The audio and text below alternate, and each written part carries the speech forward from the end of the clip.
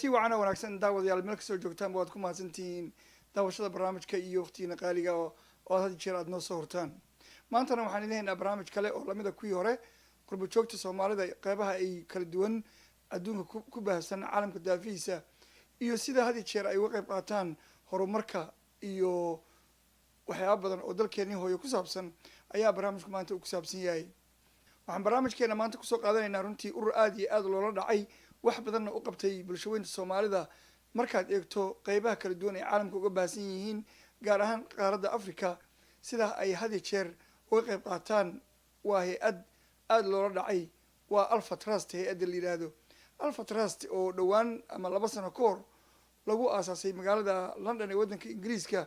ayaa runtii meel walba oo caalamka daafihiisa waxaa u jooga dad wakiilo u ah had jeerna waxay aruuriyaan deeq aruurin badan ka gadaalna dadka tabaalaysan ayay dalkii hooye u geeyaan waxaa kaloo intaa dheer barnaamij ay si gaara isugu taxallujiyaan oo ah indhaha inay u fiiqaan ama indhaha u furaan dadka cudurrada indhuhu ay ku dhaceen 6 ee eeba dadka qofka bini aadanka siiyey ayaa la odhan karaa indhuhu waa kuwa ugu muhiimsan haddaba qeyb weyn bay ka qaataan waa ururka alpha trust waxaa barnaamijka marti igu ah oan jeclahay marka ugu horeysa inaan soo dhaweeyey waa guddoomiyaha ama aasaasaha alpha trust waa daahir cali kulmiye mudane kusoo dhawow muuqaalka soomaalida iyo toronto بسم الله الرحمن الرحيم وما سنتهاي محمد داهر ما انت عاوها فرحات إيه إن أنا ماركينو عن فرصة هلا موقعك الصومالي أديات بمو فرح سنة وان قرتي وما سنتهاي إذا بدو كلام محمد إسماعيل علي ولاعب كوينا قرنك الصومالية قروا ماذا مركو كعيارينا دتكو أي داوش تجرين أدو تشعلاين قابك وكبدا وحكومة أما وحركة ذيو يصير هذه تشر أوفر سمايو بربركين تودعنا رنتي محمد إسماعيل وحا ولسه بحي hogaamin iyo leadership badan oo dhinaca sportiga iyo dhinaca kale horumarinta ummadda Soomaalida iyo soo dhaweynta qurbo joogta kamida maxamed ku soo dhawow ayaan ku leeyahay mudane barnaamijka waa maasanta maxamed daahir waa ku soo dhawahay waan ku hambaleynayaa runtii fursadda qaaliga aad caawisiisay waa gartay waad mahadsan tahay adiguna sidoo kale waxaan jeclahay inaan soo dhaweeyo miski daahir dalmar oo idoo ka tirsan maamulka ururka loo yaqaano alpha trust gaar ahaan dhinaca dhaqaalaha u qaabilsan marwo miski ku soo dhawow muuqaalka soomaalida iyo toronto intaba waa mahadsantahay maxamed daahir qaabilaad ayaan qaabisha caawa aad baan kaaga mahad celinayaa ugu horreyn daahir cali kulmiye bal wax yar warbixin kooban naga sii waxa ay tahay ujeedada aad u asaasteen qaabka ay u howlgasho iyo guud ahaan alpha trust bal wax yar dadweynaha la qaybso محمد ألفا تراست هرت وجديدة واحد لو سميه دتك أجانتا إيه ما تدعى وما تبع لسان أو لوكي هاي يكونال ألفا تراست وحي أتاجن تهدد كاس إني وح أقبضه أنا جوحنا أورس حلقامي كوشة جالسين فولنتريا سيدا سيتهاني أما إسكا وح أقبصه ألفا تراست وحي أتاجن تهاي ددوينها إسلام كا وصومالي ده مل بيجوجان قرش كإبحيان ينكو هول قلنا cid kale oo fandina siisa ma jirto waxaan hawshaas ku qabanaa dhulkii hooyaan tagnaa meel badan baan ka howlgalnaa gobollo badan aan tagnay si dadka dhibaatada haysato wixii awoodeyna aan u gaarsiino annagana aan noqono dadkii u dhaxeeyay dadkii halka wax ka soo qaadi lahaay aan u geey lahaa dadkii hooyo dhulkii dhibaatada ku haysto waan gartay mudane maxamed ismaaciil runtii meeshaad ku jirtaba waa la garan karaa inay tahay meel aad iyo aad muhiim u ah bal inta uu sheegay daahir kulmiye maxaad ku dari lahayd maxaad ka oran lahayd ujeedada iyo qaabka iyo waxa ay tahay alpha trust bismillaahir rahmaanir rahiim kullayba alpha trust waxa waaye gudoomiyahiisa daahir cali kulmiye ayaa kullayba warbixin fiican naga wada siiyay wada dhageysanay aniga hadda waxaan ku darayaa intii uu sheegay baan qaybo ka mid ah ku sii darayaa inay tahay hay'ad ummadda Soomaaliyeed dadka dhibaataysan dadka naafada dadka waayeelka dadka abaaraha iyo dhibaatada qabsadeen in la kaalmeeyo oo leen gacelno uma qodna dadno uma maqna ilaahum baa u maqan in dadka waddanka ku nool dhibaataysan in walaalahood ummadii la dhalatay Soomaalidii qurbaha ku nooleed in lacag looga aruuriyo oo dadka si u kala dhibaato badan yihiin loo geeyo waxaan aragnay in isbitaalada xamar ku yaala dad badan oo waayeela indhaha loogu fiiqay waa aragnay kii ugu dambeeyay xagga Somaliland in ceel laga qoday in xoolo la iibiyay in dad badan oo dhibaataysan loogu tagay meelahooda iyo tuulooyinkooda ilaa iyo boorame in loogu tagay marka waa hay'ad aad u fiican runtii anigana maxamed ismaaciil ahaan kolleyba waanan ayidsanahay waanan raacsanahay mimbar baanan ka ahay waanan jecelahay sababtu waxay tahay waxyaaba ay ku kaceen iyo waxyaaba ay sameeyeen markaan dib ugu noqday khasabba waxay igu noqotay inaan sabood gareeyo inaan garab istaago inaan la taagnaado hiliyo hoo waxay doontaa noqoto sababtu waxay tahay dadkeena dhibaataysan weeyaan dadka wax loo samaynayo oo aan kala lahayn oo aan qabiil kala lahayn aan degmo kala lahayn aan gobol kala lahayn qof kasta oo Soomaaliyeed oo dhibaataysan meesha uu wadanka weyn uu ka joogo raas casir ilaa raas kamboni oo dhibaataysan ayaa wax la gaarsiinaya ayaa gacan la siinaya meelahooda loogu tagayaa marka sidoo gudoomiyaha u sheegay ma ahan dawlad wax siinaysa amba dawlad wax laga sugayo amba fangarisa ma jirto waa ummadda Soomaaliyeed walaalaha Soomaaliyeed ee adduunyada ku nool ayaa wax laga soo qaadaa waan gartay marwa miski maxaad adna ka oran lahayd markaan eegno qaabkay u taagan tahay dadka ay ku taagan tahay iyo sida ay u howlgasho iyo farsamo ahaan waxa ay tahay adigoo ka faa'iideysanaya waxa ay sheegeen daahir iyo maxamed ismaaciil bismillaahi raxmaani raxiim gudoomiyaha daahir cali kulmiye oo alfatras gudoomiye nooga ah iyo maxamed ismaaciil iyagaa hadalkii dhameeyey iyagaana dhammaystiray alfatras waxay u taagan tahay iyo waxay qabato iyo dhaqdhaqaaqa ay leedahay iyo meelahay tagtoba tafaasiishii dhan iyagaa dhammaystiray aniga haddaan ahay miski ahaan waxaan ku darayaa alfatras waa gargaar u taagan ummadda Soomaaliyeed meelna lacagna kama hesho dawladna ma biisho cid wax siisana ma leh waxay u taagan tahay ku socotaaba waa waxay ummadda Soomaaliyeed ay bixiyaan bulshada Soomaaliyeed lacagtay bixiyaan bay alfatras ku dhaqdhaqaaqdaa haddii bulshada Soomaaliyeed ay lacagta ay bixinna ma aan dhaqdhaqaaqi lahayn meelna ma aan gaari lahayn laakiin alxamdulillaah alfatras 2 sano soo jirtaa magaceedina waa fiday meel walba waa gaarnay waana sii wadaynaa intaan sii wadi karno ilaahay baan ka rajaynaynaa taasna inuu inala garab qabto adinkana waa nagu caawinteen ilaa hadda insha Allah waa nala wadi doontaan ilaa mustaqbalka waan gartay runtii saddexdiinaba si weyn baad u qeexdeen daahir ujeedada aad ku timaadeen magaalada Toronto iyo waddanka Canada wax yar nala qaybso idinkoo Ingiriiska ka yimid waa maxay sababta iyo ujeedada aad u timaadeen ujeedada iyo sababaha u nimid alfatras waxay tahay maadaama anaga dadnahay u shaqeeyo voluntary waxaan halkan u nimid in aan jaaliyada Toronto meel walba ay joogaan in aan lacag ka aruurino tigidha ayaan soo sameynay waxaan gadinay $20 tigidhadaas dadka jaaliyada jooga ee Canada been ma ka sheegay si aad iyo aad يعني بي welcome نوسيين أد بنوجسو ده ويكفر حين مقعن ألفا تراست ميل بو أن تغنو دتك بيزنس كويستا دتك مقالة دقن هويوينكا ميل بينوغار كان ودادا وحيكوليهين أو ألفا تراست ماتين صور بينغا قادنيان إن جارتي العاقات تيردو وينغا قادنيان كما شاكين كرنا سيدا هالكا نوجسو دوي مرنا من مليسي لكن صومالي دو وارداد جعل وناقا waxaa kaloo aan invitation ka helnay ama si casuumaad aan ka helnay ururka Soomaali Week and Today ururkaas oo noo fidiyay casuumaad nagu dhiirigeliyay wadankan Toronto in aan nimaano shaqada badankeeda ururka ayaa naga sabood gareeyay jaaliyadana la hadlay sidaas ayay markii noogu soo dhaweeyeen anaga wafdi badan baan ku soconay waxaa marti noogu ah wafdigan bulshada qaali ku ah maxamed ismaaciil lajan ninkii hore ninkaas leader noo ah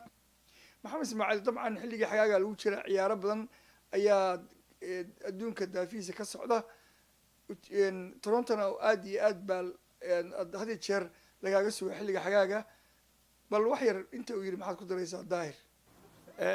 labada waxyaaloba dhinaca alfatrasna waa loo yimid oo dadka bacdama aanu weli aanu la soo gaarsiinin ee Yurub ku koobneed maanta way fiday hadda maanta waxaan joognaa waa ujeeda maxamed Canada joognaa ba Toronto joognaa si fiican bay noo soo dhaweeyeen runtii arrimihii aan ugu tagnayna runtii waana gacan bay naga siiyeen lacagna runtii waa looga qaaday tigidha loo sameeyay $20 dad badan ayaa runtii iibsaday rag iyo dumarba marka runtii aniga maxamed ahaan iyo ururka guud ahaan waxaan ugu hambalyeynayaan leeyahay reer Toronto aad baa u mahadsantihiin inaad xaggiina ka sii wadaan waa dadkeennii waa dadka wax la tarayo qof iyo laba iyo maahan waa ummad Soomaaliyeed waa dadkii aan meesha uga soo tagnay annaga hadduu ilaahayna badbaadiyaan uga soo baxnay waxaan ku khasbannahay annagana inaan iyagana aan gacan aan siino koleba haddaan maanta aan dhaanno aan ka nolol fiicanay amba dhinaca nabadgelyada amba dhinac kastaba ha noqoto dadka ku nool Yurub amba dad ku nool North America guud ahaan in walaalahood aanay iloobin soomaalida meesha taagan oo meesha ku dhibaataysan inaan gacan aan siino dagaalada sokeeyey dhibaatada soo gaadhay waxaa la yidhi balaayada kaa maqan dariskay ku maqan tahay marka maanta iyagaa noo baahan waxaan ku khasbannahay waa dadkaygii waa hooyooyinkeenii waa walaalaheen hadduu qof walba hooyadiisa ay la joogto amba ay ka dhimatay kuwan waa dad kale bay hooye u tahay qof kasta oo soomaalida qoftii hooye oo annagana hooye noo tahay qofkii aabbaana aabbuu noo wada yahay in aan gacan siino sadaqana bayna noo tahay runtii waa sadaqa jaariya waqti aan fogeyna waxaanu ka helnay runtii waxaan ka helnay invitation safiirka soomaaliyeed ee washington oo isagana noo fidiyey in loo tago oo washington la tago oo soomaalida xaggaa joogtay laftooda la gaadhsiiyo oo lala sheekayso lala kulmo wixii laga soo qaadi karo oo sadaqa ah in walaalahooda xaggaa jooga la gaadhsiiyo taasna waa jirtaa marka wixii waa socdaan maalinba meel bay taagan tahay awal yurub baan joognay ingiriiska waa la soo baxay maanta waxaan taagannahay north america qayb ka mid ama magaalada toronto oo waddan canada wakhtiyaalka ugu dhowna waxaan u socnaa dee united states of america oo isagana soomaali badan ay ku nool yihiin miski daahir haddii aan su-aali laba kaa weydiiyo bal wax yar imaatinkaaga magaalada toronto ma markii kugu horeysaa mise horey baad u timid haddii aad horey u timid safarkaani muxuu uga duwan yahay kuwii hore booqashada tan haddeer aan imid toronto waa ka duwan tahay booqashooyinkii hore aan ku imaan jiray toronto waa markii saddexaad aan soo booqdo waa markii ugu horreysay waxay ahayd 2014kii haddeerna way ka duwan tahay kuwii hore aan ku imaan jiray tani waxay uga duwan tahay casumaad aan ka helnay Somali Week iyo ururka Today oo si sharaf leh noo soo casumeen inaan kala qayb qaadano barnaamijkay wataan oo ciyaaraha ah oo la iskugu yimid Toronto bishii July 14keedii ilaa dhamaystirka 31 bisha tan aad iyo aad baana ugu mahadcelinaynaa casumaadaas ay noo fidiyeen iyo Janice aan ku baranay dad badatay aan anagu opportunity noo ahayd barashadooda si fiican nooga ahayd daahir cali kulmiye bal wax yar waxaadna siisaa ama nooga sheekaysaa qaabka urur ahaan Alpha Trust qaabkaad u shaqaysaan farsamadiinu iyo sida aad lacagta u ururisaan mas'uuliyiinta maamulka sida aad bal u howlgashaan wax yar nala qaybso Alpha Trust waa badannahay dad badan ayaa nagu xiran guddiga wuu badan yahay ma la soo koobi karo laakiin waxaa nagu xiran around the world dadka Soomaalida joogo yaan ku xiranahay social media dadkaas lacag ka helna everywhere ay joogaan Soomaalida ama Mareykanka ha noqoto Canada ha noqoto UK ha noqoto all Europe Africa waa ku xirna lacag badan nooga yimaada Dubai ma la koobi karo meelo badan ayaa lacag looga soo diraa dadka contact xiriir fiican ay na leeyihiin dadku wanaagsan yihiin sadaqa ay la baxayaan mar walba xiriirka dadka aad iyo aad inoo soo xiriiraan sadaqada la baxayo wanaagsan waxa ay noo dhiibaan ayaan ku shaqo galnaa marka lacagta iyo fanka iyo waxaad ku howlgashaan maadaama aad caalamka meelo badan tagteen dhulkii hooyo dad tabaalaysan ilaa Hargeysa iyo Berbera iyo Muqdisho iyo meel walba bari iyo bog waxaad ugu tagteen yaa lacagta idin siiya xagee baad ka heshaan dhaqaalaha aad dadka gaarsiinaysaan cidna fangareysa ma laha ilaa xagiisan ku soconnaa dadka Soomaalida ayaana fangaray meel walba ay joogaan lacagaha faraha badan aan aruurinay waxaa sharaf noo ah muwaadin Soomaali ama hooyo Soomaali inay dhiibato taas ayaa sharaf noo ah waana ku howlgalnaa waana ka madcelinaynaa hooyo walba oo Soomaaliya ama walba wuxuu dhiibto waan ka madcelinaynaa waan gartay maxamed ismaaciil maxaad ka oran lahayd dhinaca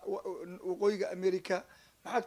ka oran gaar ahaan sportiga iyo markaad Alpha Trust isku xirto maxaad ku aragtay maxaad dadka la qaybsan lahayd maanta waxaan kula sii dardaarmayaa in walaalahood ay dhibaataysan inay gacan siiyaan sababtoo waxaan waa sadaqo dad islaam nahay ilaahay baana faray in aan dadka dhibaataysan arxamu maa fil ard yarxamkum maa fis samaa ilaahay baana yiri dadka dhulka jooga u naxariista idinkana samadaan idinkaga naxariisanaya hadduu ilaahay marka waxaan leeyahay ummadda Soomaaliyeed meel kasta joogaan walaalaheen waaye aan gacan siino yaan looga kala seexanin $20 iyo wax la mid ah ad waxba kuma aha laakiin ninka xagga ku dhibaataysan waddanka ku nool aan waxba haysan amba koob biyo aan haysan amba caruurtiisa aba ubadkiisa koob caanaan u haynin waxay u noqonaysaa wax fiican bay u noqonaysaa adigana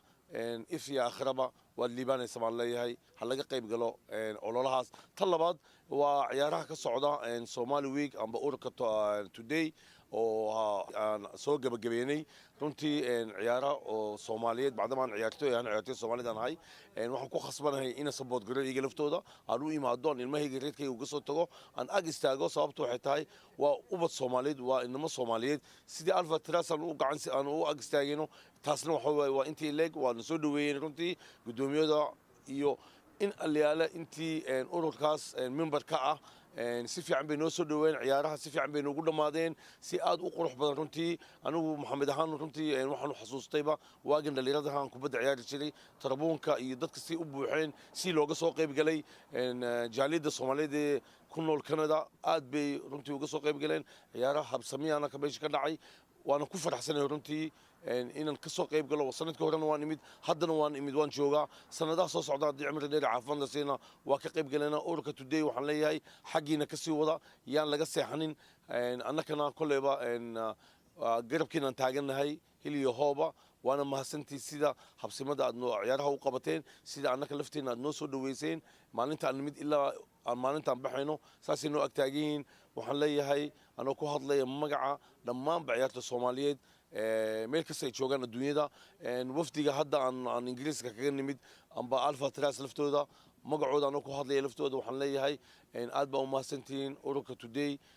sida aad noo soo dhaweyseen sida ciyaaraha oo habsamida aad ugu qabteen farxaddii iyo qosolkii ku bilaabantay bay noogu dhamaatay marka thank you very much waan leeyahay xaggiina ka soo wada annagana waad garab taaganahay marwo miski daahir dalmar dadkii aad aragteen ama aad la kulanteen dabcan waxaa laga yaabaa qofku markuu meel tago dad uu ku filayay ama dad uu islaha way joogaan dad uu filayay inuu la kulmo dad ku cusub ayuu qofku ku arkayaa maxaa idinka baxay maxaad ku aragteen